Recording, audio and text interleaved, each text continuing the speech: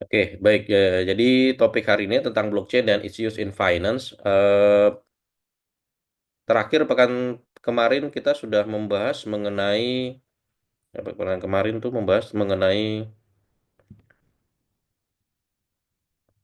fintech revolution dan konsep fintech revolution ya. Kemarin itu kita bahas fintech revolution dan alternative finance. Jadi tentang perkembangan fintech dan dampaknya terhadap sistem keuangan dan juga beberapa aplikasi fintech yang ada, yang terutama yang dikaitkan dengan alternative finance, yaitu eh, ketika fintech menjadi bagian dari investasi selain investasi yang eh, sudah mainstream ya, selain pasar modal dan sebagainya. Ternyata fintech ini menjadi salah satu alternatif dan bisa menjadi eh, diversifikasi dari aset investasi kita gitu. Jadi selain pasar modal, selain sektor real, kemudian apalagi sekarang orang lagi FOMO dengan emas ya. Nah, ini juga fintech bisa memberikan memberikan alternatif, bagaimana kita mendivers aset supaya untuk menurunkan exposure terhadap risiko. Nanti kalau di sesi dengan Pak Dr. Yono, kita akan bahas tentang risk management, bagaimana risk dalam investasi, risk dalam risiko dalam investasi, risiko dalam pengelolaan keuangan dan manajemen dan sebagainya.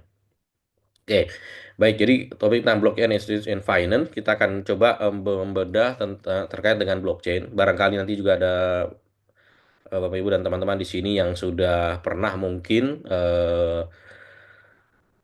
membahas mengenai blockchain, atau sudah mungkin sudah familiar juga dengan blockchain atau teori yang berkaitan dengannya. Mungkin nanti kita bisa sambil sharing. Oke. Jadi perkembangan blockchain ini tidak lepas dari perkembangan teknologi internet ya, perkembangan teknologi internet dan teknologi IT. Jadi kalau kita lihat dulu ya, ada history of, kalau kita lihat di sejarah dari web itu, web 1.0 dari zaman tahun 90, kita basicnya web itu adalah ada HTML ya, HTML, kemudian mulai email, itu web kita itu disilakan dengan web 1.0. Kemudian di tahun 2000 muncul web 2.0 atau one centric, di mana informatif dan interaksi. Juga mulai munculnya sosial media di tahun 2000. Tahun 2000 ada Friendster, mungkin ada yang mengalami. Kemudian ada communication communication yang sifatnya voice ya, mungkin ada yang pernah, dan teks juga, termasuk dengan Yahoo Messenger, kemudian MIRC dan seterusnya. Kemudian setelah hampir 20 tahun kemudian muncul yang disebut dengan Web 3.0 yang disebut dengan user centric. Jadi dia akan lebih decentralized, private dan secure. Nah, ini yang semakin semakin bertambah ininya ya, penggunaannya. Jadi kalau lihat kalimatnya, Web 3.0 is the third generation of internet where the device are connected in a decentralized network rather depending on server-based databases. Jadi sekarang itu kalau tadinya mereka berpusat di satu server pusat, dia akan mengarah ke decentralized. Jadi pusatnya itu adalah di user masing-masing. Jadi lebih ke berada berada prosesnya itu ada di, apalagi dengan adanya teknologi mobile ya, mobile, handphone, smartphone dan sebagainya gitu. The new net is user centric, more secure and private and better connected. Ya, apalagi dengan teknologi internet, eh dulu kita ada namanya Edge, kemudian ada GPRS, Edge 2, eh, 3G, 4G, kemudian sekarang sudah 5G ya. Kalau kalau kita lihat di Indonesia sudah beberapa. Jadi kalau misalnya ke Bogor atau ke tengah kota Jakarta itu, koneksi internetnya itu langsung berubah jadi jadi 5G itu. Tadinya 4G sekarang jadi 5G. Nah, ini mendorong ketika teknologi 5G itu kecepatan kemudian bandwidth-nya juga semakin semakin lebar. Dulu di awal 2000, saya ingat saya 2008 2009 itu kalau mau buka YouTube itu harus buffering dulu ya. Buffering dulu sampai nunggu berapa menit baru kita bisa nonton videonya tanpa terputus. Ya, karena memang kemampuan internet teknologi internet pada saat itu belum memungkinkan. Tapi ketika sekarang kita bisa nonton YouTube atau video on demand itu tanpa ada buffer atau tanpa ada lag dan sebagainya gitu. Ya itu sebabnya kemudian ketika zaman orang menonton film dan sebagainya harus lewat media VCD, kemudian apalagi ada sebelumnya ada Blu-ray, ada DVD ya, dari VCD kemudian ke DVD. Ketika teknologi internet berkembang, muncul pemain-pemain baru seperti Netflix ya, yang dulu dulu bahkan menurut sejarahnya Netflix itu malah dianggap nggak akan berkembang gitu oleh oleh Blockbuster ya, ada sebuah perusahaan namanya Blockbuster. Kalau mungkin baca ceritanya, Blockbuster tuh menolak untuk bekerja sama dengan Netflix ya, dia di pertengahan tahun 2000. Nah, tahu ketika teknologi internet berkembang luar biasa, Netflix langsung eh, dengan sistem berlangganan, orang ternyata sekarang Netflix menjadi pionir dan kemudian diikuti oleh yang lain-lain kan. Kemudian eh, ada berapa Disney Channel, Apple juga, kemudian Google juga, semuanya masuk ke streaming video. Nah, apa keuntungan dari Web 3.0 ini ya? Web 3.0 ini ya jadi anti monopoli, pro privacy, secure network, data ownership, interoperability, no interruption in service, permissionless, semantic dan ubiquity. Ini dia di istilah-istilah di teknologi IT ya, di information teknologi. Jadi nanti bagaimana kita arahkan dari Web 3.0 ini ke arah ke dunia finance. Nah, kalau kita lihat ya, kalau di sistem keuangan, mungkin yang basicnya accounting, kita mengenal yang namanya istilah general ledger ya, GL. Jadi apa yang dimaksud dengan general ledger ini adalah complete record of company transaction over a period of time, documenting change to asset, liabilities, equity, expense, and revenue. Jadi kalau di sistem akuntansi yang kita kenal dengan namanya journaling, jadi proses pencatatan setiap transaksi ya, transaksi keuangan terutama di sebuah institusi atau perusahaan dalam satu periode waktu tertentu. Jadi ada debit, kredit dan sebagainya yang nantinya itu pada saat pelaporan keuangan, nah ini akan membuat terjadi perubahan pada aset, sisi aset, liabilities, ekuitas, pengeluaran dan revenue. Nah ini yang sistem yang disebut dengan general ledger. Karena general ledger ini nanti berkaitan juga dengan ketika masuk ke teknologi internet dan teknologi blockchain. Nah, kemudian juga ada istilah lain yaitu DLT, Distributed Ledger Technology. Jadi infrastructure and protocols that allow simultaneous access, validation, and record updating across a networked database. Nah, dulu kalau kita pakai sistem akuntansi yang sistemnya centralized, dia semua data itu terpusat. Ya, semua data terpusat dan verifikasinya misalnya hanya lewat satu pintu. Nah, dengan adanya teknologi DLT ini distributed, maka semua pencatatan transaksi itu dilakukan secara terdistribusi. Jadi setiap titik itu bisa mengetahui adanya proses transaksi tersebut dan kemudian juga bisa melakukan validasi bahwa transaksi tersebut sudah sesuai dan benar gitu. Karena masalah di sistem IT itu kan kita ada namanya data integrity ya, data integrity atau integritas data, di mana apakah data itu memuat informasi yang benar pada waktu yang benar oleh person yang memang mempunyai otoritas untuk melakukan perubahan transaksi tersebut. Itu biasanya kalau sistemnya terpusat, itu kan kita dapat username, kemudian kita dapat mengakses ke sistem akuntansi tersebut, dan bagaimana kita mengakses data tersebut sesuai dengan role yang kita punya. Ya, role itu berarti kan hak dan wewenang kita. Apa yang bisa kita lakukan? Apa kita hanya bisa melihat data saja, atau kita bisa melakukan pencatatan, merubah data, atau menambah data, atau mengurangi data. Nah, itu tergantung role yang dipunyai. Biasanya kan ada role-nya, kalau di sistem keuangan ada role CFO, dia bisa ngapain saja, levelnya manajer keuangan, dia bisa ngapain saja, levelnya staff, akuntan atau staf keuangan, dia hanya bisa melakukan apa saja. Seperti itu. Nah, itu sistemnya terpusat. Nah, nanti dengan adanya teknologi LT ini, dengan tambahan adanya sistem skema blockchain, nah ini jadi berubah ya, jadi berubah.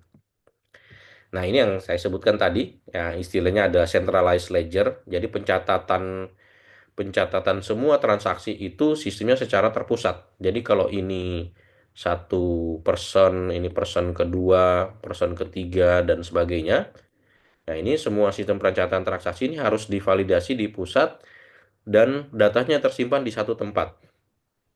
Ya, sistemnya di satu tempat atau centralized. Gitu. Ini jadi prosesnya yang skema yang lama ada seperti ini. Nah, kemudian dengan adanya DLT, Decentralized Ledger Technology, ini juga didukung oleh tadi koneksi internet, kemudian juga harga storage yang semakin murah, ya karena kita butuh penyimpanan data, ya Bapak Ibu mungkin kebayang ya, YouTube itu dalam satu hari itu berapa orang yang mengupload file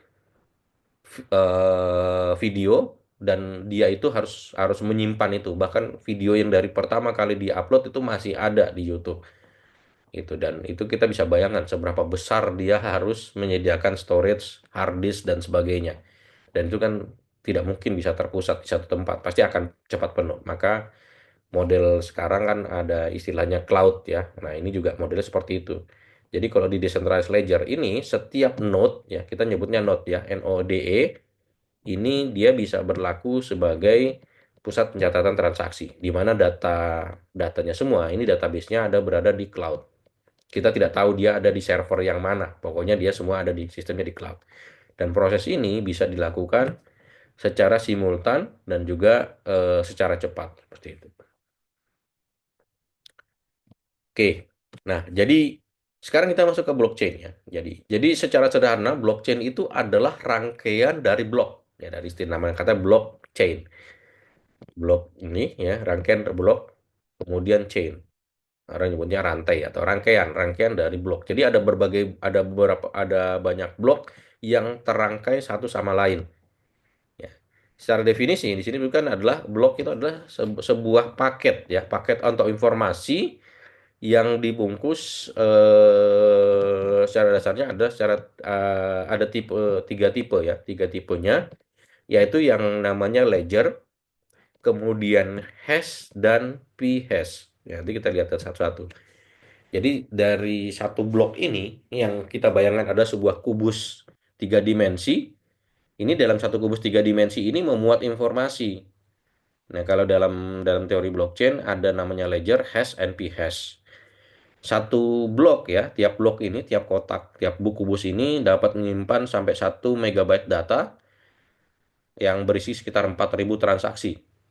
Ya, nah ini actual number of transaksi is varies depending on the size of transaction. Jadi berapa jumlahnya transaksi ini bergantung dari ukuran tiap transaksi. Karena kan ada transaksi yang mungkin datanya hanya sedikit sehingga dia jumlah transaksi bisa lebih banyak, atau ada yang ukuran transaksinya sangat besar sehingga jumlah transaksi yang bisa dilakukan secara simultan mungkin lebih sedikit. Jadi intinya sebenarnya ringkasnya adalah blockchain itu adalah rangkaian blok di mana satu blok ini menyimpan informasi. Oke. Nah, kemudian dengan ledger, ya ini kan lihat sini ada tiga ya, ledger, hash, and p-hash. Ya, ledger adalah list of transaction including information such as timestamp. Jadi timestamp ini adalah waktunya, hari, bulan, tahun, detik, menit, sama jamnya, jam berapa. Kemudian description of commodity. Nah, ini misalnya deskripsi dari komoditas informasinya. Apakah itu Bitcoin, misalnya itu cryptocurrency.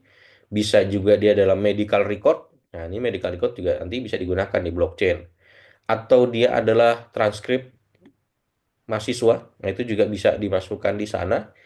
Kemudian value, kalau misalnya ada transaksi keuangan, berapa dolar amount, dan kemudian crypto address alamatnya seperti Bitcoin address, a secure identifier that allow owner to send and receive payment. Ya, ini kalau address di crypto ini mirip dengan nomor rekening kita, ya nomor rekening kita.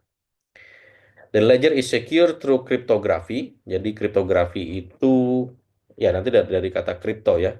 Kripto itu algoritma ya, ilmu di algoritma komputer, sehingga dia bisa menyimpan informasi yang sudah dibungkus dengan kode-kode tertentu ya. Jadi dari setiap data ini, dari data medical, college transcript dan sebagainya itu di dikonversi menjadi informasi dalam bentuk kripto ya. Nah, ini contohnya di sini. The technique to turn plain text into secret. Jadi kriptografi adalah teknik yang digunakan untuk merubah teks ya, teks menjadi sebuah kode rahasia yang hanya pengirim dan penerima yang bisa melihat isi dari konten tersebut. Jadi kriptografi ya, kayak kayak kita kalau misalnya merubah angka desimal menjadi biner ya. Angka desimal misalnya eh, kalau satu ya berarti kan 01. Kalau dua itu berarti 10. Kemudian kalau tiga menjadi 11 dan seterusnya itu. Nah, itu salah satu bentuk konversi ya. Nah, ini kalau kita lihat ini ada nanti ada hash, ledger dan p-hash. Nah, ini contoh kalau ledger misalnya A ya, A mengirim $500 ke B pada tanggal 30 Agustus tahun 2019 jamnya sekian. ID-nya ini adalah sekian 71000. Kemudian B mengirim $100 ke C ya, pada jam sekian dengan ID. Jadi setiap proses transaksi ini akan dikonversi menjadi sebuah ID yang unik. Ya, unik. Jadi dia tidak ada kembaran kodenya seperti itu. Nah, ini bagian dari ledger. Nah, kemudian dari ledger ini kita lihat ada yang namanya hash dan p-hash. Tadi disebutkan ya, hash dan p-hash. Hash is the block unique identifier along alphanumeric value serve as digital fingerprint. Ya, jadi kalau digital fingerprint ini ada, kalau kita tahu fingerprint itu kan sidik jari itu kan unik. Jadi tidak ada yang bisa tidak ada yang sama fingerprint itu. Nah, ini juga fingerprint yang tadi kode unik sama seperti QR code sama dengan barcode itu kan tidak ada yang sama kan, pasti unik. Nah, ini menjadi dirubah dalam bentuk digital yaitu dalam bentuk kode angka. Nah, ini di sini ya kita bisa lihat kode hashnya blok unik ini sebagai kode alamat, kode transaksi dari blok yang satu, blok pertama misalnya dia transaksi pertama kita sebut dengan Genesis block. Genesis ya, kalau kita tahu Genesis itu awal mula, awal atau sebuah permulaan. Jadi kode hash dari blok yang pertama ini akan menjadi kode p-hash di blok yang kedua. Nah, kita lihat p-hash yang pertama ini adalah kodenya 00 masih, karena dia yang pertama ya. Lihat kodenya 00. Nah, di yang pertama hashnya ini adalah kodenya ini. Kemudian blok ini dihubungkan ke blok yang berikutnya, maka hash dari blok yang pertama menjadi p-hash di blok yang kedua. Ya, jadi p-hash di blok yang kedua. Jadi ini supaya menyamakan rangkaian antara blok pertama, ya, blok pertama dengan blok yang kedua, ini harus bersambung. Ya, jadi yang bisa menyambungkan ya kode hash ini antara blok satu dengan blok keduanya gitu. Nah, di blok kedua dia akan mengenerate kode hash lagi yang kedua. Nah, jadi hash dengan p-hash. Jadi p-hash itu ya singkatan dari previous hash ya. Is the previous block unique identifier that must equal to the previous block hash value. Jadi dia harus sesuai. P-hash ini harus sesuai dengan hash sebelumnya. Kalau tidak ada hash sebelumnya, berarti dia ada blok yang pertama. Ya, makanya kalau dia kodenya adalah 00. Kira-kira seperti itu. Jadi ledger, jadi dalam satu blok itu ada ledger, jadi kode transaksi dan sebagainya. Kemudian ada hash, ada p-hash. Ya, oke. Nah, bagaimana dia bekerja? Ya, ini contohnya ya. Jadi, how does it works? Someone request a transaction. Jadi misalnya seseorang meminta eh, sebuah ya, meminta sebuah transaksi. Request transaction is broadcast to a peer-to-peer network. Kemarin kita bahas tentang peer-to-peer lending ya. Jadi peer-to-peer. Jadi ada beberapa peer di sini. Ada dari beberapa node to apa namanya, consisting of computers known as nodes. Jadi ini ada beberapa komputer yang kita sebut dengan nodes. Dia mau meminta sebuah transaksi. The network of nodes validates the transaction and the user status using known algorithm. Jadi jaringan dari node tadi ya memvalidasi transaksi tersebut dan status dari user menggunakan algoritma tertentu. Nah, kemudian di tahap berikutnya, once verified, the transaction is combined with other transaction to create a new block of data for the ledger. Jadi dia akan dikombinasikan dengan transaksi lain untuk membuat sebuah blok data for the ledger. Kemudian, the new block is then added to existing blockchain. Jadi kalau ada blockchain yang sudah ada, in a way that is permanent and unalterable. Jadi tidak bisa dirubah lagi. Jadi dalam rangkaian blockchain ini terjadi beberapa blok, dia masukkan. Misalnya kita sudah punya rangkaian blockchain. Saya misalnya kalau misalnya di bank ya, contohnya kalau misalnya bank dengan saya itu, kalau kita menggunakan sistem blockchain, bank dengan saya itu sudah punya alamat blok tersendiri. Nah, ini khusus untuk saya sebagai nasabah, penabung, setiap ada transaksi baru, blok saya akan ditempelkan ke alamat blockchain saya. Setiap saya request, misalnya saya request untuk menarik menarik dana. Nah, ini narik dana ini akan dicatatkan dalam blockchain di dalam alamat blockchain saya gitu, di existing blockchain. Dan ini yang tidak bisa dirubah lagi. Kemudian setelah transaksi itu selesai, nah dia akan selesai. Jadi blockchain has a decentralized nature as it runs on a distributed peer-to-peer network of computers. Ya, jadi saya kalau misalnya servernya misalnya ya server dari bank, sementara saya menggunakan smartphone dari mobile banking. Nah, mobile banking saya itu adalah nodes-nya gitu. Nah, kemudian nanti bisa kalau misalnya saya transaksi,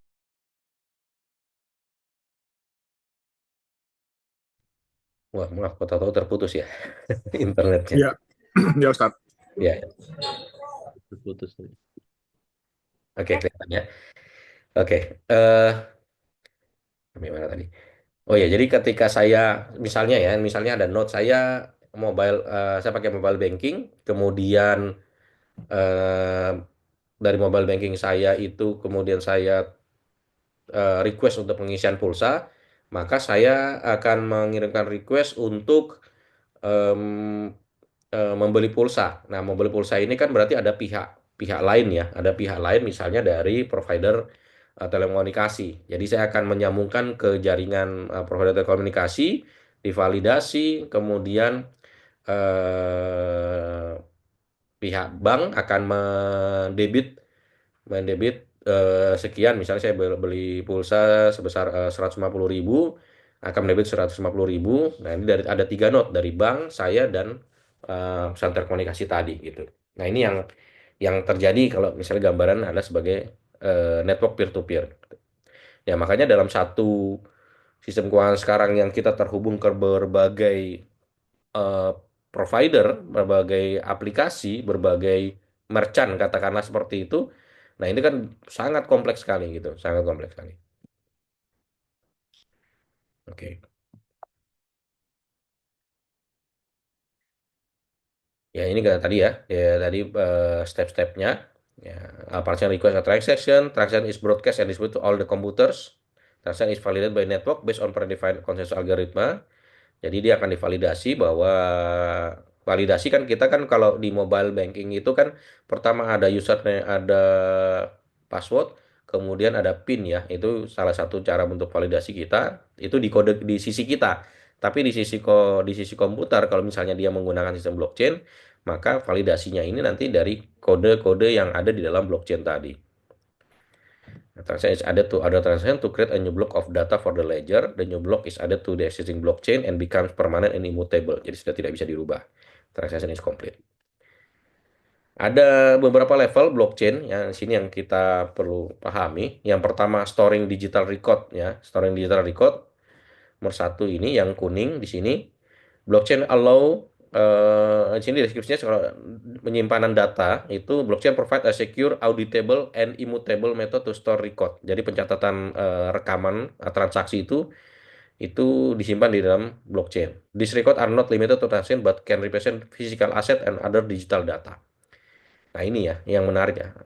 But represent physical asset. Jadi kalau sebuah aset itu mau disimpan dalam blockchain itu juga bisa dalam bentuk representasi kode-kode tertentu.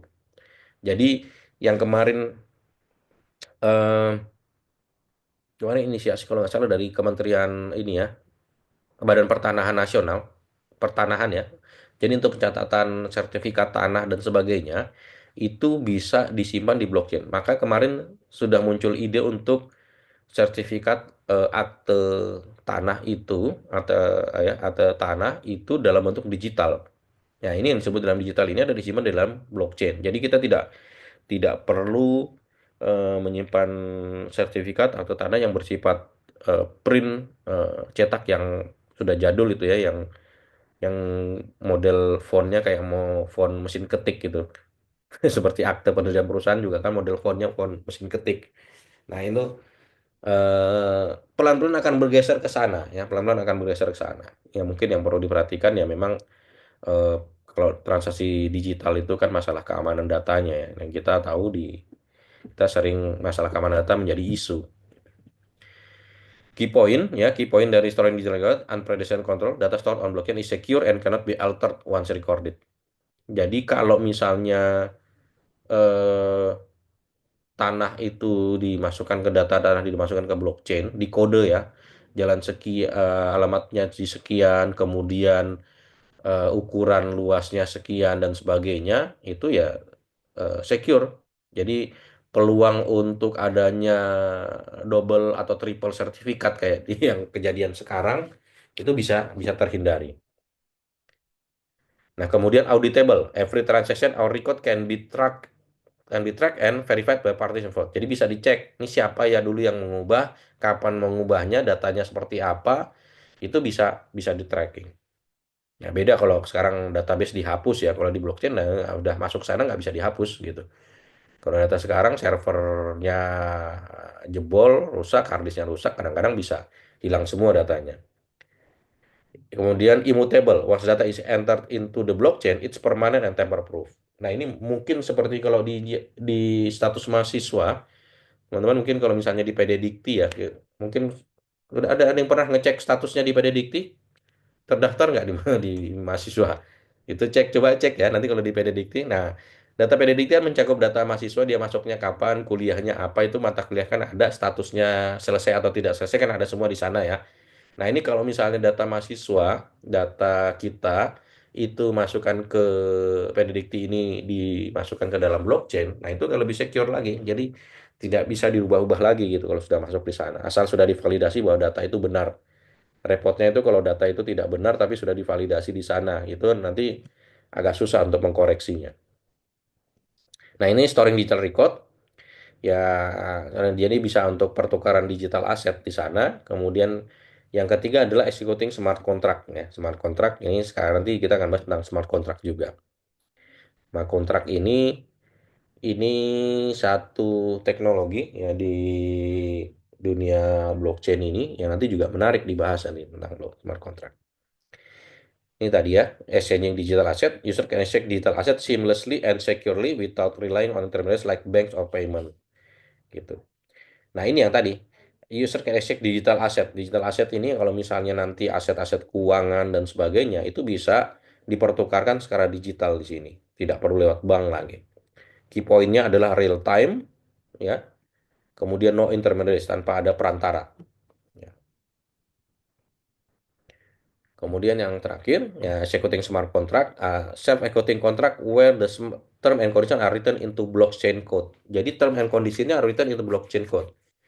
Ini ya nantinya kalau aplikasi perbankan, misalnya untuk proposal pembiayaan, untuk ini bisa mungkin eh, mengeliminir peran dari kredit analis.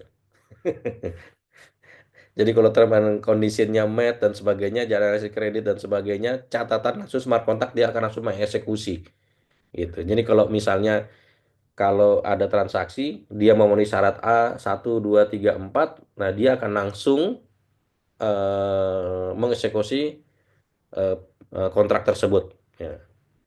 Key point-nya self-governing, smart contract, kemudian automatic execution, ya. Verification, ya. Ini verifikasinya ada shared blockchain network, verifies and validates the outcome, ensuring compliance and transparency. Ini bahasa-bahasa seperti ini ya, compliance, transparency ini kan bahasa syariah sekali ini. Bahasa yang sangat-sangat syariah kita, compliance, transparan, kemudian kemudian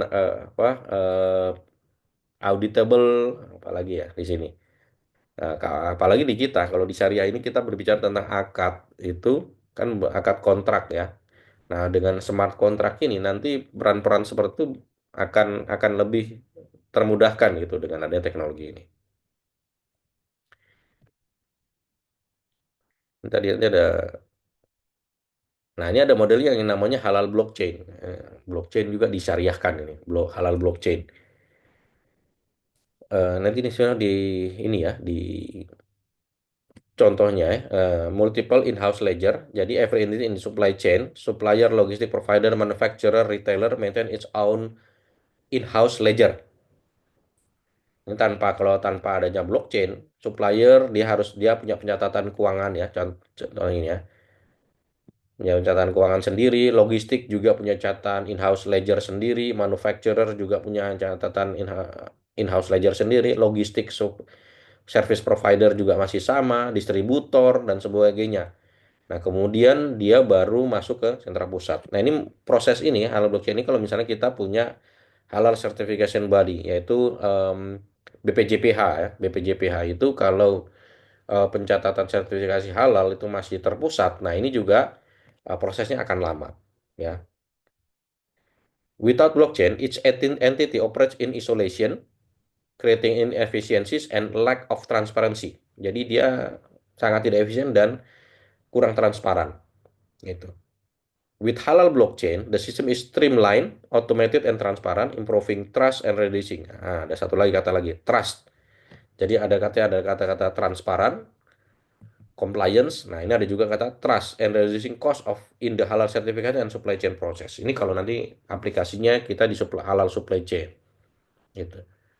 Jadi proses sertifikasi halal, kemudian kita bisa mengakses mengakses informasi terhadap suatu produk, itu dia halalnya seperti apa, itu kalau dengan teknologi blockchain akan jauh lebih mudah.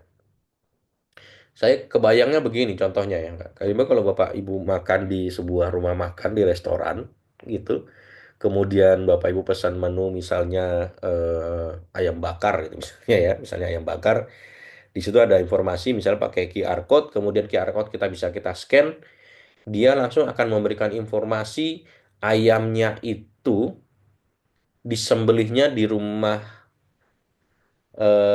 di apa namanya, rumah potong hewan ya, RPH ya, RPH, rumah potong hewan yang halal itu siapa, kemudian juru sembelihnya itu siapa, kemudian dari tempat rumah potong itu dibawa ke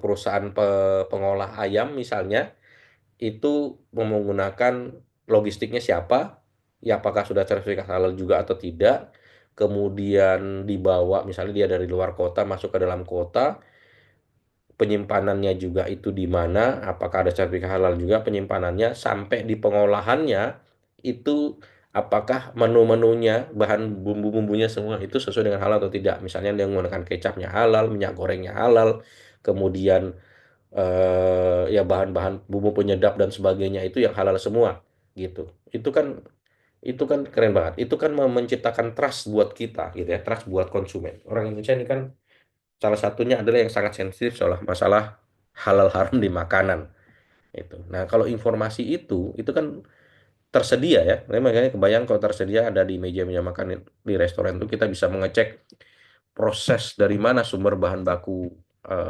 makanan yang kita makan tadi gitu. Nah, dengan blockchain ini semua itu bisa bisa terselesaikan. Ini yang masih masih belum ya diterapkan. Nah, kalau dengan halal blockchain, ini antara supplier, logistik service provider, manufacturer, logistik service provider, distributor dan sebagainya, retailer ini dia sharing ledger. Jadi kalau kita membuat blockchain dengan para nodes-nya ya, peer-nya ini adalah dari masing-masing pihak yang terlibat sampai ke rumah makan, kita bisa mengetahui informasi dari produk tersebut. Dia dicatat, misalnya dia bikin menu baru itu kemudian dibuat blockchain-nya, maka semua data supplier, logistik, manufacturer dan semuanya ini terhubung dalam satu ledger dan smart contract tadi, dan konsumer bisa mengakses informasi tersebut. Transparansi, efisiensi, dan trust. Gitu. Nah, ini yang ke depannya kita harapkan ini bisa diterapkan. Nah, ini ada filmnya ya. Ya, coba. Oke, kita coba lihat dulu. Mudah-mudahan bisa didengarkan ya. Blockchains are incredibly Muncul nggak popular suaranya? nowadays. But what is a blockchain? How do they work? What problems do they solve? And how can they be used?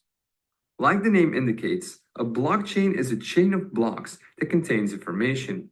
This technique was originally described in 1991 by a group of researchers and was originally intended to timestamp digital documents so that it's not possible to backdate them or to tamper with them, almost like a notary. However, it went by mostly unused until it was adapted by Satoshi Nakamoto in 2009 to create the digital cryptocurrency Bitcoin. Now, a blockchain is a distributed ledger that is completely open to anyone. They have an interesting property. Once some data has been recorded inside a blockchain, it becomes very difficult to change it. So, how does that work? Well, let's take a closer look at a block. Each block contains some data, the hash of the block, and the hash of the previous block.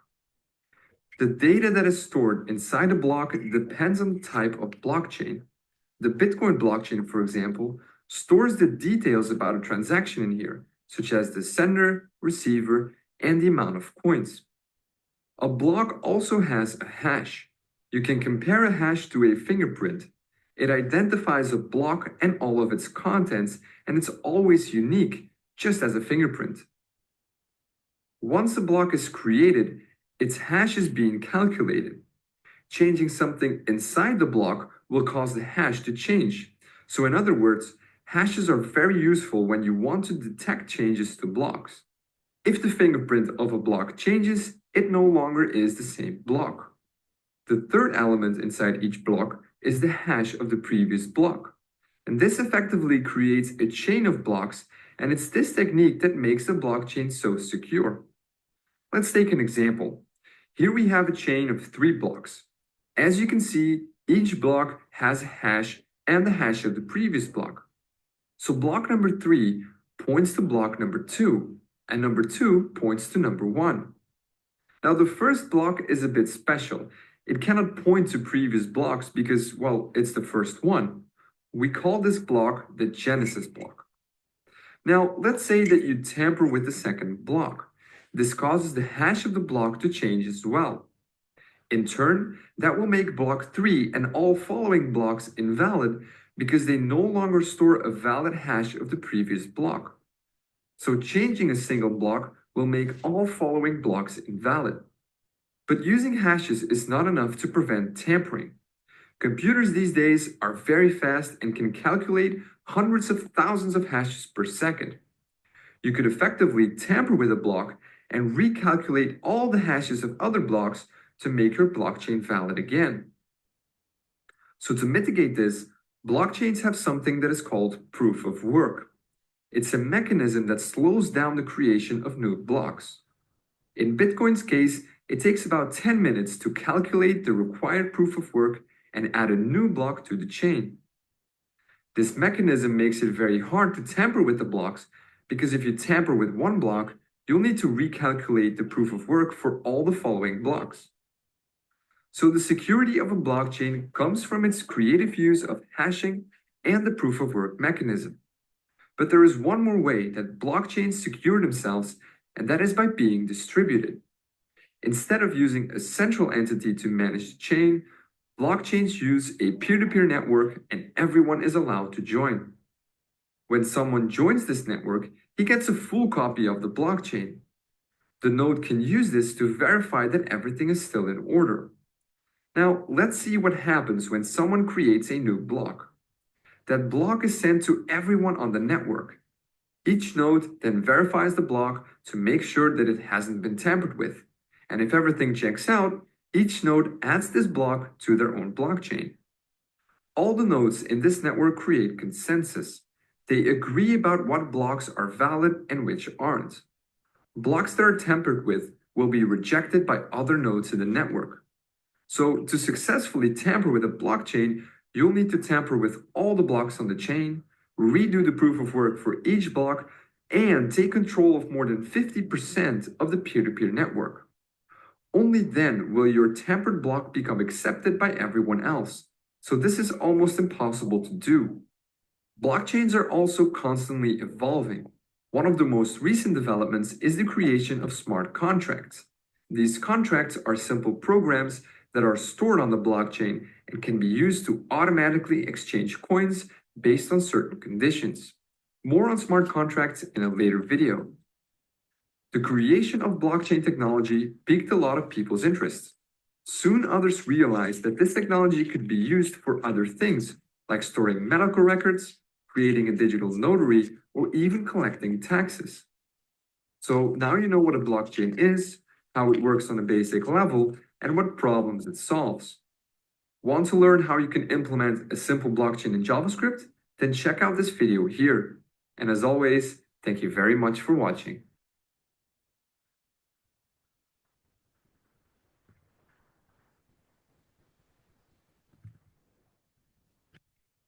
Blockchain.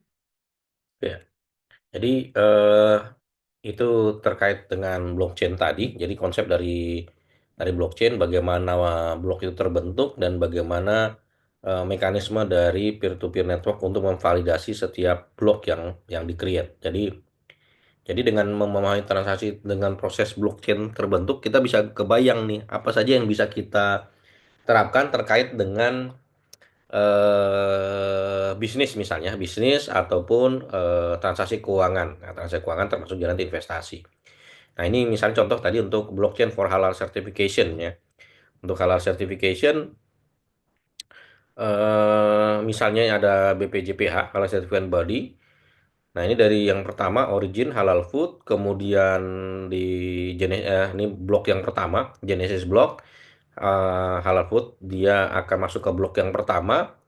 Transport tadi itu masuk ke blok yang kedua, critical point, transport lagi ke tahap ketiga, transport lagi sampai di nation, sampai halal certification kedua dan sebagainya, sampai halal food sekonsumen. Itu semua proses ini tercatat gitu ya. Jadi misalnya sudah diterima dari rumah sembelih atau dari produsen, nah, produsen kemudian tadi masalah transportasi, masalah penyimpanan, sampai digunakan oleh misalnya restoran, kemudian informasi tersebut bisa diakses oleh konsumen untuk melihat proses dari halal produk tersebut gitu. Nah, ini kan juga sangat menarik. Pasti nanti mungkin akan kebayang juga kira-kira kalau dalam keuangan Islam apa saja yang mungkin, yang pasti kan dalam transaksi keuangan Islam itu kan selalu harus tercatat.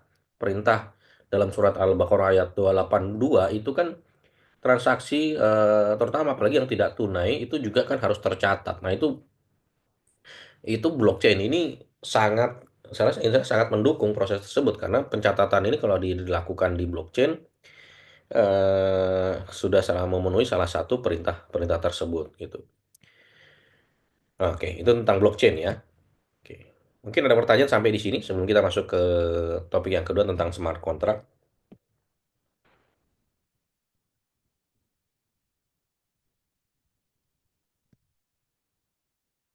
Oke, mungkin nanti bisa bisa di ini ya. Bisa kalau misalnya ada pertanyaan nanti bisa kita discuss setelah ini.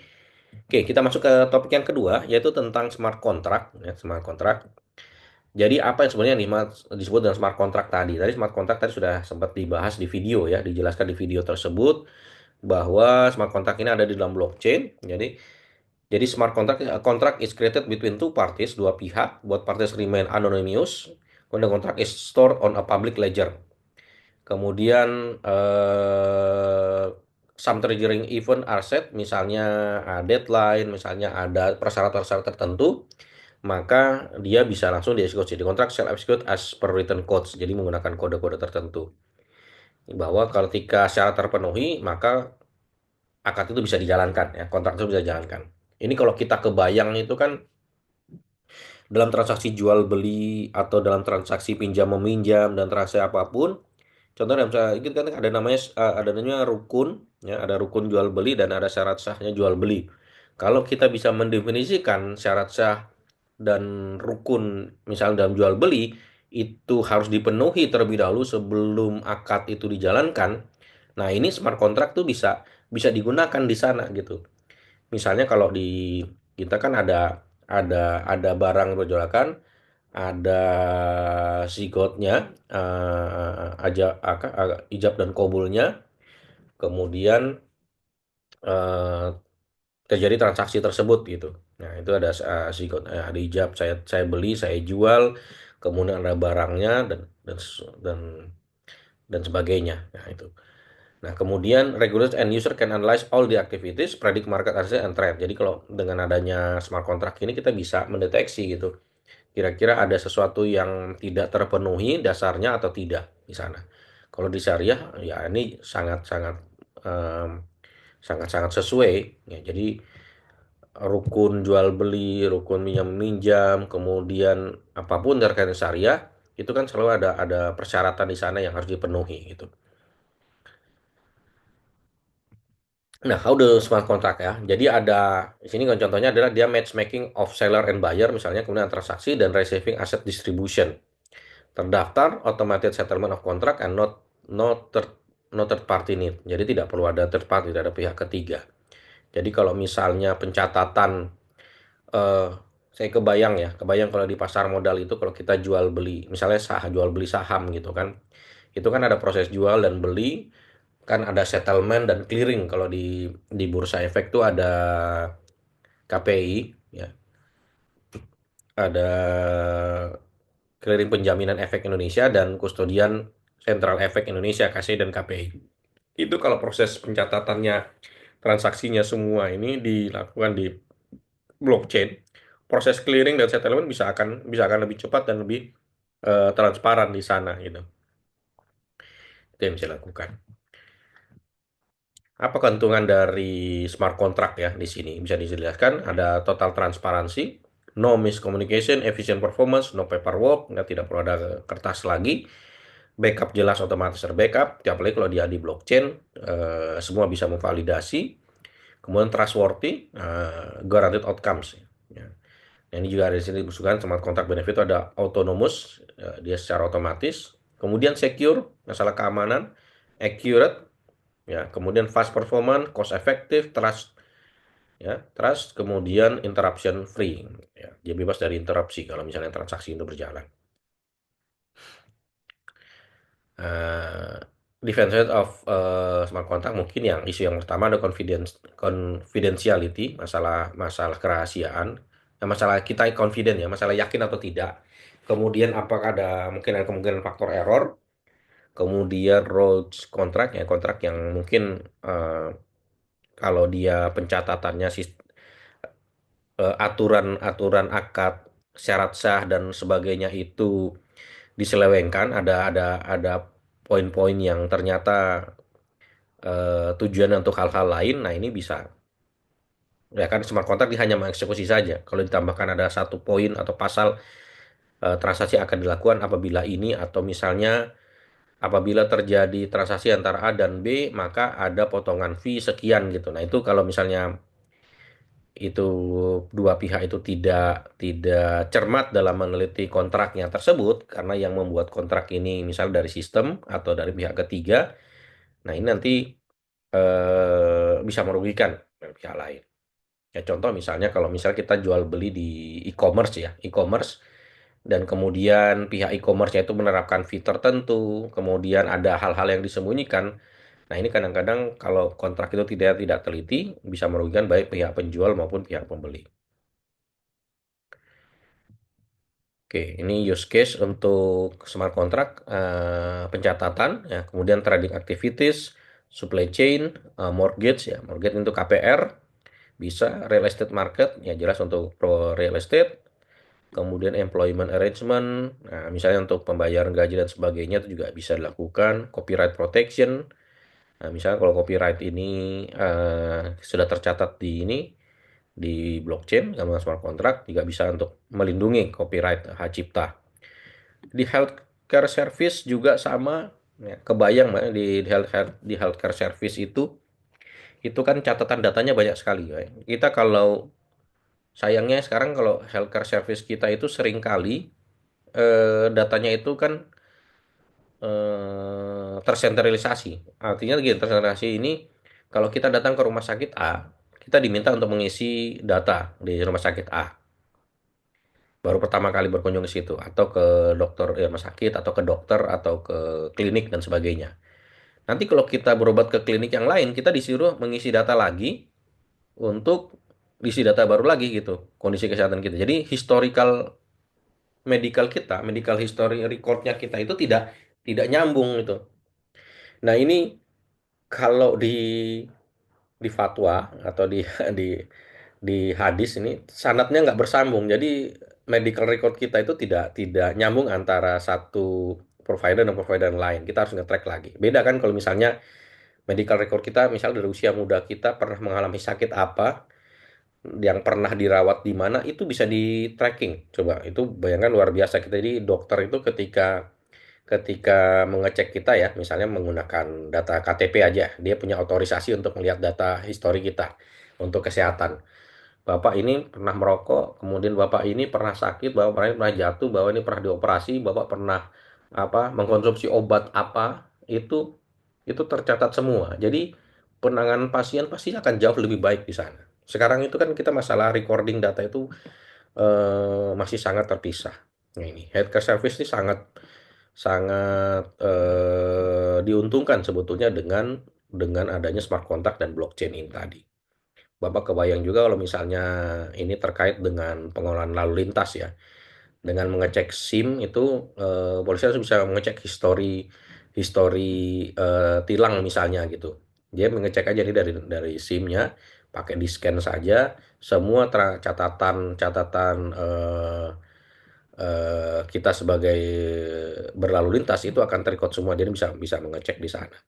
Itu itu akan keren sekali gitu kan. Juga kalau misalnya di kendaraan, ya kendaraan itu kalau misalnya terrecord dia masuk di bengkel mana, pernah ganti komponen apa dan sebagainya. Kalau kita membeli mobil bekas, histori itu kan akan kelihatan ya. Histori itu bisa masuk kelihatan. Itu sangat menguntungkan itu. Kita ada trust, ada transparansi gitu. Membeli barang juga akan lebih lebih percaya seperti itu. Nah, ini fungsi smart contract, blockchain itu bisa sampai ke sana. Government voting ini juga sama. Nah, ini kalau misalnya pemilu kita sudah tidak pakai coblos-coblosan lagi, semua pakai sistem di blockchain. Nah, itu juga juga akan keren, tidak ada kita masih manual penghitungan kertas suara hilang dari TPS ke kecamatan, kecamatan ke kabupaten, kabupaten ke provinsi dan sebagainya. Kita sampai kapan kita mau pakai sistem manual seperti itu yang transparansinya sangat diragukan gitu ya. Ya itu tinggal tinggal tinggal pemerintahnya mau atau tidak gitu, mau sistem transparan seperti itu gitu yang fair gitu. Di beberapa negara sudah menetapkan sistem yang elektronik ya, elektronik voting. Jadi datang kemudian dia menggunakan ID-nya ya. Misalnya kalau kita adalah ID misalnya KTP bahwa dia sebagai pemilih, ya kita aja kalau misalnya pemilih terdaftar atau tidak itu kan juga masih repot. Dia harus balik ke kabupaten tempat KTP-nya tercatat. Kenapa dia tidak tidak diberikan akses? Dia bisa memilih di mana saja gitu. Kita kan bikin paspor kan bisa di mana saja. Kenapa soal pemilu kita nggak bisa nyoblos di mana saja dalam tanda petik ya? Ya ini karena sistemnya tidak didesain seperti itu gitu. Ini masalah masalah goodwill ya, masalah dia mau atau tidak berubah ke arah sana gitu. Sebenarnya kan semua bisa. Paspor kita bisa bikin di mana saja gitu. Itu kan akan sangat memudahkan. Kita perpanjang STNK juga kadang-kadang repot gitu. Kita perpanjang SIM juga kadang-kadang repot. Kenapa SIM tidak tidak dibuat? Kita bisa bikin di kota mana saja kan. Harus ngikut KTP. Nah, ini sudah sangat old style sekali seperti itu. Klaim asuransi ini juga klaim asuransinya kalau terikut itu juga sangat bagus. Internet of Things juga sangat bagus ya. Ini dulu kalau Internet of Things ya, kebayang di Internet of Things ya, Bapak kalau misalnya punya kulkas yang tergabung dengan internet tuh, kalau lagi di kantor itu bisa tahu kulkas ini isinya apa saja. Jadi bisa, oh, di kulkas sekarang sekarang kita tidak punya, tidak ada sayur ini, tidak ada bahan ini gitu. Oh, berarti saya pulang saya beli dulu gitu. Kita bisa mengakses kulkas dari mana saja. Nah, itu Internet of Things salah satu di situ gitu. Itu. Oke. Oke, itu smart contract ya. Smart contract. Mungkin nanti detail karena membahas smart contract juga sebenarnya bisa panjang kalau kita pakai contoh-contoh secara real. Ya, tapi mudah-mudahan dapat gambarannya ini smart contract ini seperti apa. Ya sebenarnya kontrak biasa, akad-akad kontrak biasa, cuma ini dipindah, dilakukan di blockchain, bisa secara otomatis dan dia secara smart bisa mengeksekusinya.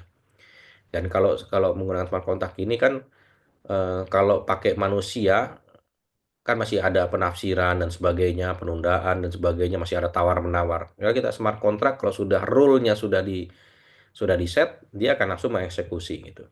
Dan ini nanti kalau pendekatan fikihnya ini akan sangat menarik, Pak. Jadi ada dosen Tazkiyah sekarang yang studinya di Malaysia, itu dia meliti tentang smart contract berdasarkan prinsip pendekatan akad.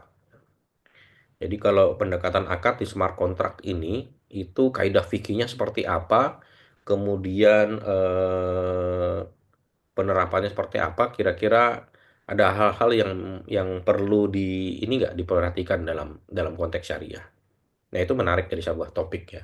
Dia dia dosen Tasya ini sedang doktor ya, doktor di Malaysia. Mengenai tentang smart contract dalam dalam perspektif syariah.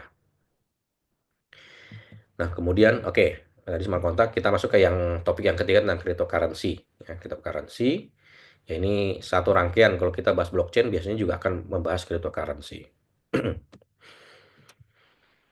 Oke, sebelum kita bahas karakter cryptocurrency, karena dia ada kata-kata currency yang artinya mata uang, maka kita harus membahas dulu terkait dengan apa yang dimaksud dengan uang. Ya. Jadi ada beberapa karakteristik dari uang, ya menurut teori, ya. Yang pertama itu adalah durability, durable. Dia harus bisa digunakan secara jangka panjang. Maka di sini, if something is perishable, it's not considered money but rather a commodity. Jadi bukan tidak bisa disebut uang, tapi komoditas. Nah, misalnya komoditas misalnya di sini uang apa? Ini bahan makanan ya, beras, gandum dan sebagainya dibandingkan dengan cash money. Beras, gandum dan sebagainya itu kan perishable. Makanya dulu kan orang ada yang menggunakan transaksi itu dengan barter. Yang satu punya beras, satu punya ayam jago. Mereka berdua menukarkan, satu menukar ayam jago dengan misalnya berapa kilogram beras gitu, seperti itu. Nah, karena dia tidak durable, maka dia sebenarnya tidak bisa dianggap sebagai uang, tapi lebih sebagai komoditas. Gitu. Kemudian yang kedua adalah portability. Portability ini artinya dia bisa dibawa kemana saja. Ya, jadi kalau uang itu money is small and easily transportable. Jadi bisa ditransfer. Jadi kalau kebayang kalau kita harus bawa uang dengan ukuran besar misalnya koin besar atau emas dan sebagainya. Nah, kalau misalnya dengan uang kertas kan lebih lebih ringan. Nah, sekarang dengan adanya e-money dan sebagainya, atau nanti ada digital currency, itu masalah transportable ini sudah bukan masalah lagi karena dia secara sistem digital kita bisa memindahkan uang tersebut kemana saja secara mudah gitu ya. Bahkan eh, bentuk uangnya kita tidak tahu, tetapi misalnya saldo di kita itu nambah gitu. Itu kan transportable sekali. Kemudian yang ketiga, kekayaan uang tuh yang ketiga adalah divisibility and uniformity. Money must be easy to divide into smaller unit. Jadi uang itu harusnya bisa dibagi dengan ukuran kecil dan so uniform, ya seragam. That is entirely fungible from one unit to another unit. Jadi kalau misalnya kita punya uang 1.000 itu bisa dibagi menjadi uang 10.000 menjadi berapa uang 1.000 1.000 1.000 10 uang 10 lembar seribuan misalnya seperti itu. Jadi bisa dibagi. Memang nanti ada yang paling kecil kan misalnya kalau kalau mata uang yang kecil ada yang menggunakan sen, nah itu paling kecil seper seratus dari mata uang tersebut, nah disebut sebagai sen, itu mata uang terkecil. Nah kalau misalnya seperti emas ya 1 gram, maka sekarang ada orang jual emas yang 0,25 gram, ada 0,1 gram, 0,25, 0,5 gram, jadi bisa dipecah Tapi emas itu kalau secara fisik itu pasti akan ada kekurangan ketika mau dipecah berapa lagi. Kalau satu 1/10 gram itu kecil sekali, ringan sekali. Kalau dia tidak pakai packagingnya itu kita akan susah bisa kehilangan tuh kalau ini. Nah, nah ini salah satu kelemahan ya. Kalau misalnya emas secara fisik itu kalau dipecah, maka kalau emas itu jarang orang menggunakan pecahan kecil. Maka mungkin dengan adanya perak itu bisa bisa digunakan sebagai pecahan yang lebih kecil daripada emas. Kemudian limited supply. Characteristics of money harus limited supply. Scarcity prevent hyperinflation. Jadi kalau kalau jumlahnya tidak terbatas, maka yang terjadi nanti hiperinflasi. Dulu waktu jam kita ngerti uang Zimbabwe ya, satu lembarnya itu ada yang nominalnya itu 1 triliun, 1 triliun dolar Zimbabwe. Itu luar biasa. Uang kertas dicetak seperti itu. Maka karakteristik dari uang tuh harusnya jumlahnya itu terbatas. Maka pemerintah itu juga mengontrol dari peredaran jumlah uang yang beredar. Ya, jadi di teori makro di perbankan, teori makroekonomi adalah mengatur jumlah peredaran uang untuk mengontrol inflasi yang terjadi. Karena semakin banyak uang yang beredar, nominal jumlah uang beredar, maka inflasi akan tinggi. Sebaliknya kalau uang terlalu sedikit, maka bisa jadi terjadi resesi. Nah, sekarang yang terjadi ini kan peredaran uang kita akan cenderung lebih sedikit ya. Maka kita bisa ada yang mengatakan bahwa kita sudah memasuki fase resesi ketika terjadi deflasi. Ya, terjadi deflasi, kebalikan dari inflasi terjadi deflasi, maka yang muncul adalah resesi. Lebaran tahun ini juga kita lihat terjadi penurunan kan, terjadi penurunan jumlah uang yang beredar, kemudian juga pemudik juga berkurang hampir 24%, ya beritanya menurun 24% dibanding tahun kemarin. Ya karena ekonomi memang sedang sedang turun gitu ya. Jadi jumlah transaksi juga berkurang. Yang terakhir adalah finality, ya. Transaction cannot be undone. Kemudian accept value. Money is widely accepted as payment. Jadi harus uang itu harus bisa diterima. Jadi kalau ada uang tapi tidak bisa diterima oleh pihak lain, tidak diakui oleh pihak lain, agak susah jadinya. Finality, ya, transaction cannot be undone. Jadi kalau misalnya sudah uang itu bisa digunakan, saya setuju transaksi misalnya Rp10.000. Nah ini bisa disebut sebagai finality. Ini adalah karakteristik uang. Jadi sebut mas. Nah bagaimana cryptocurrency? Nah, cryptocurrency combining hash function and digital signature. Ya, jadi kalau tadi kita sudah bahas blockchain, nah penerapan cryptocurrency di blockchain ini seperti ini ya. Jadi Bob ini, misalnya ini adalah Bob, dia melakukan transaksi ini dengan Alice, ada hash of previous transaction dari hashnya, nomor hashnya. Kemudian ada Alice public key. Ya, public key ini kayak kayak kita punya identifier ya, identitas publik. Kemudian ini sama dengan Bob digital signature. Jadi kalau misalnya Bob ini transfer uang ke Alis, ini harus tahu alamat identitinya Alis ini apa, yang publik ya. Karena ada yang publik, ada yang private. Kemudian dari Alis ke si yang lain, kemudian ke yang lain dan seterusnya. Ini semua harus harus sama. Jadi ada hash functionnya, ada hashnya, kemudian ada digital signature-nya. Nah ini kalau di crypto ini harus ada tambahan digital signature. Nah, Bob ini transaksi KD ke Alice, ada block validation. Jadi yang pertama ada timestamp, waktunya kapan, kemudian ada proof of work. Nanti tambahan karena ini bersifat mengenai data data keuangan. Nah, dari timestamping, preview size, block transaction, proof of work. Jadi blok yang pertama apa? Misalnya blok Bob ini akan transaksi ke Alice, berapa nilainya, ada hashnya, kemudian ada previous hash-nya juga. Jadi sama dengan tadi yang blockchain awal ya, ada blok nomor 0 atau Genesis block, blok 1, blok 2, blok 3, dan blok 4.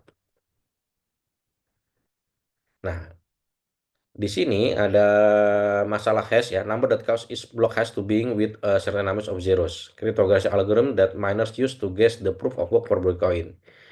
Coba saya coba cek. Transaction example antara Alice dan Bob, misalnya Alice ini eh, transfer ya sekitar 85 US dollar ke Bob. Nah, nilainya ini misalnya setara dengan 0,0019 Bitcoin. Ya satu Bitcoin ini sekitar 44.000 US dollar. Satu Satoshi ini sekian 0,0-nya Bitcoin dan satu Bitcoin itu sekitar 100 juta Ini ada sekitar 100 juta Satoshi. Jadi ini eh, nominal ya, dari satu Bitcoin, satu Satoshi dan sebagainya. Nah, Alice digitalis signs the transaction, ya. Dia mengirim misalnya 0,0019 Bitcoin ke Bob, kemudian broadcast the sign transaction to nodes. Nah, dia akan melakukan broadcast bahwa saya ada melakukan transaksi, melakukan transaksi, kemudian transaction fees encourage miners to process the transaction faster. Jadi kalau kita lihat bahwa sebetulnya cryptocurrency ini, jadi dari mana asalnya cryptocurrency? Jadi ada konsensus di antara pertama nanti kalau misalnya baca dari tulisannya Satoshi Nakamoto yang merilis tentang Bitcoin ini, jadi ibaratnya sebenarnya seperti emas ya, seperti emas, tambang emas yang ada di dunia kripto. Jadi di dunia algoritma komputer. Jadi ada tambang emas di sana dan orang-orang itu menambang emas tadi dengan menggunakan algoritma tertentu untuk memecahkan kode-kode, dan kode-kode itu kalau bisa dipecahkan itu akan tercreate menjadi katakanlah sekian nominal Bitcoin kalau di kripto di menggunakan Bitcoin ya. Sama juga dengan emas. Jadi ada tambang emas, kemudian penambang itu kemudian menggali, ada yang pakai cangkul, ada yang pakai saringan dan sebagainya, kemudian dapatkan 1 gram aja, 1 gram emas. Seperti itu, 1 gram emas kan divalidasi, bisa diterima ini ada 1 gram emas. Nah, Bitcoin juga seperti itu. Bedanya kalau emas konvensional itu ditambang dengan menggunakan secara fisik ya. Nah, ini ditambangnya secara digital. Ya, itu seperti itu. Dan sesuai konsensus, jumlah Bitcoin itu total nilainya sudah terbatas. Ya, kalau nggak salah 21.000 ya. Coba dicek ya, saya coba. Jumlah total Bitcoin yang ada, yang sudah ditambang dan yang belum ditambang itu ada. Jadi maksimum. Jadi seperti tadi ya, seperti tadi konsep dari uang tadi limited supply, harus ada batasannya. Maka jumlah Bitcoin itu jumlah koinnya itu terbatas. Jadi yang sudah ditambang berapa dan sisanya berapa. Ada yang mengatakan jumlah tambang emas itu jumlahnya cuma tersisa berapa ton ya. Tuh, tapi ada juga yang mengatakan mungkin jumlah jumlah tambang emas tuh masih ada sebetulnya yang belum yang ditambang gitu. Nah, ini analoginya seperti itu. Sebentar ya. Nah, kalau di Bitcoin, di cryptocurrency sama dengan kalau kita di bank ya, kita punya yang namanya wallet ya, kita punya nomor rekening. Nah, kalau di kripto ini ada yang disebut dengan digital wallet, dompet digital. Sama dengan kalau kita punya e-money, dompet digital itu kita misalnya di GoPay atau misalnya di Link aja atau pokoknya aplikasi e-money lain ya, aplikasi e-money itu. Nah, e-wallet ini yang digunakan untuk menyimpan em, saldo kita. Nah, kalau di e-money yang ada di handphone ya, kita yang pakai handphone aplikasi itu, e-money kita kan biasanya nomornya itu sesuai dengan nomor handphone kita ya. Kalau kita punya nomor handphone itu kan biasanya divalidasi kalau kita transfer itu kan ke rekening e-money kita menggunakan nomor handphone kita yang biasanya nanti di-create jadi virtual account ya. Kalau kita di GoPay itu kan virtual account-nya kan ada di Bank Jago ya. Nah, kalau di dunia kripto itu juga ada digital walletnya.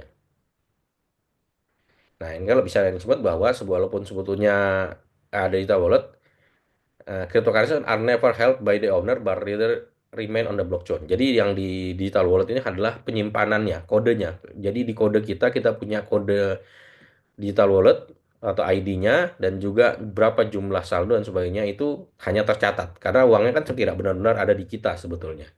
Seperti itu. Nah, pertanyaannya, apakah cryptocurrency itu money? Ya. Nah, yang sekarang masih kekurangan dari cryptocurrency adalah acceptability. There is a limited acceptance for cryptocurrency for B2B purposes. Masih jarang. Jadi orang ini masih meragukan apakah cryptocurrency itu uang atau komoditas. Karena kalau kita lihat yang sekarang, ya orang rame-rame sekarang ada transaksi trading Bitcoin dan kripto dan sebagainya, itu kan lebih cenderung dia ke aset, bukan ke currency.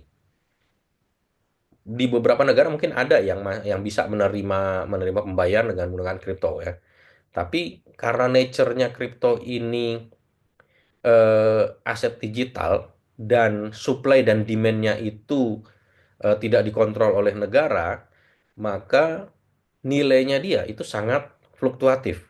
Ya, bisa tahu-tahu tinggi, naik tinggi sekali, tahu-tahu bisa jatuh sekali dan sebagainya. Padahal syarat uang itu harus nilainya stabil. Ya, ini makanya ya, yang kedua, stability.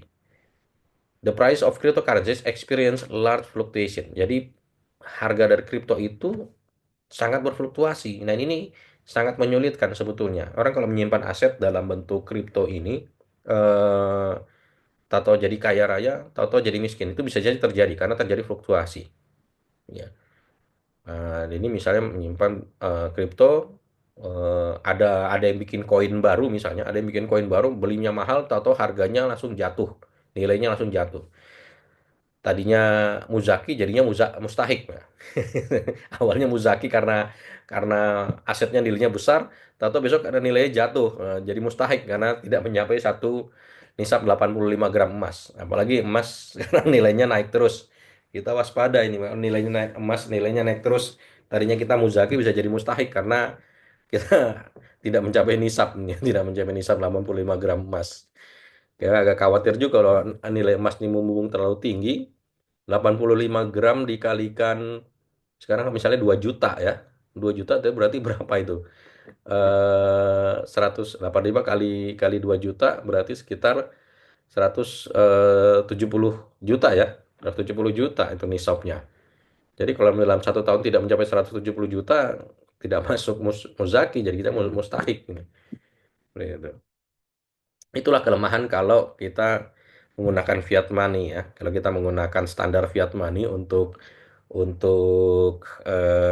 katakanlah untuk standar penggajian dan sebagainya, ketika uang-uang kita tergerus inflasi dan tidak menyesuaikan dengan harga emas ya, ya tadi kita status dari muzaki jadi mustahik itu bisa saja terjadi seperti itu.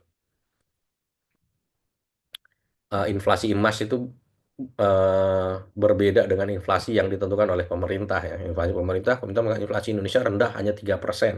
Tapi emas inflasinya 5%, maka kita ada selisih 2% yang harus kita kejar di sana gitu apabila kita ingin masuk menjadi status muzaki.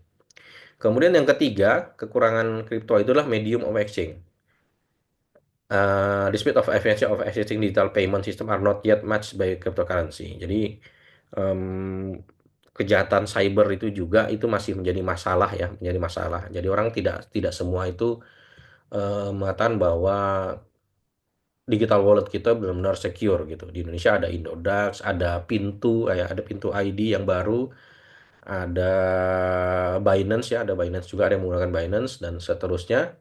Eh, Masalah keamanan data karena itu tidak di ini oleh pemerintah ya, karena itu swasta sehingga menjadi masalah